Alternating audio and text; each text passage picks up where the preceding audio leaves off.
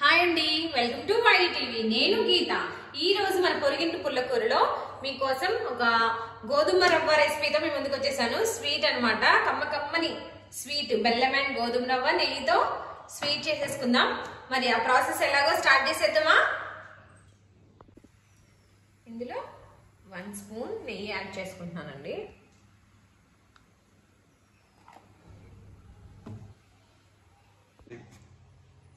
నెయ్యి కొంచెం వేడెక్కింది, సో ఈ కప్పు గోధుమ రవ్వ తీసుకుంటున్నాను.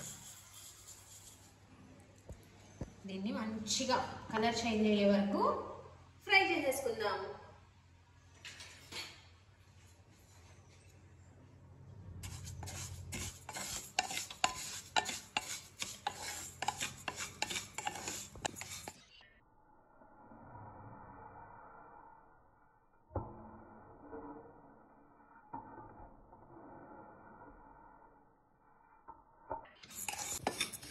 మనం ఏదైనా యాక్చువల్గా గోల్డెన్ బ్రౌన్ కలర్ లో వచ్చే వరకు ఫ్రై చేసుకుంటాం కదా, కానీ గోధుమ ఆల్రెడీ అదే కలర్ లో ఉంటుంది కాబట్టి వైట్ కలర్ లోకి చేంజ్ అవుతుంది. చూడండి, ఇందాక ఇప్పటికి కలర్ ఎంత చేంజ్ అయిందో.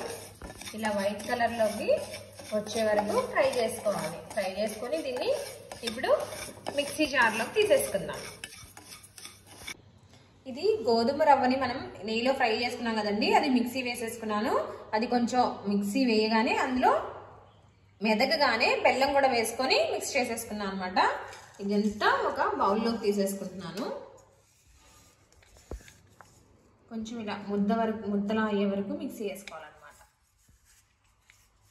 మన మిశ్రమం అయితే రెడీ అయిపోయింది.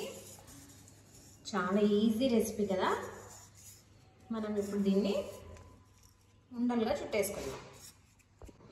కొంచెం నెయ్యిని ఇలా చేతికి అద్దుకొని లడ్డూలా చేసేసుకుందాం. గోధుమ రవ్వ కదా, చాలా హెల్దీ అన్నమాట. మంచిగా చేసి పెట్టచ్చు పిల్లలకి. ఇలా మొత్తం పిండిని మొత్తం మనం లడ్డూలాగా చేసేసుకుందాం. మన గోధుమ రవ్వ బెల్లం లడ్డూలు అయితే రెడీ అయిపోయాయి. మరి నేనైతే టేస్ట్ చేసేస్తున్నాను.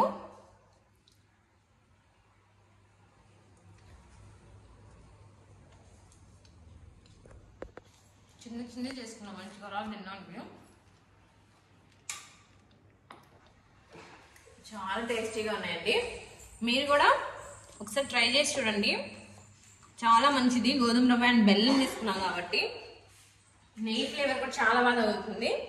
సో మరి ఇలాంటి మరిన్ని రెసిపీస్ కోసం చూస్తూనే ఉండండి వైడి టీవీ.